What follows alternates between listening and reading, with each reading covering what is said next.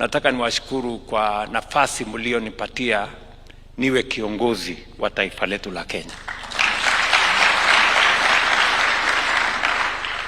Sio kawaida kwa sababu Wakenya ni milioni 50 plus. Mtu mmoja kupatikana kuwa kiongozi ya nchi is a very rare moment. And I don't take it for granted. Na kwa sababu mlinipatia hiyo nafasi na tukakubaliana tubadilishe taifa letu. Tubadilishe taifa letu. Nataka niwapatie taarifa kidogo ya kazi mlionipatia. Imefika wapi? Ndio? Yes. Biblia inasema kila mtu atasimama mbele ya Mungu.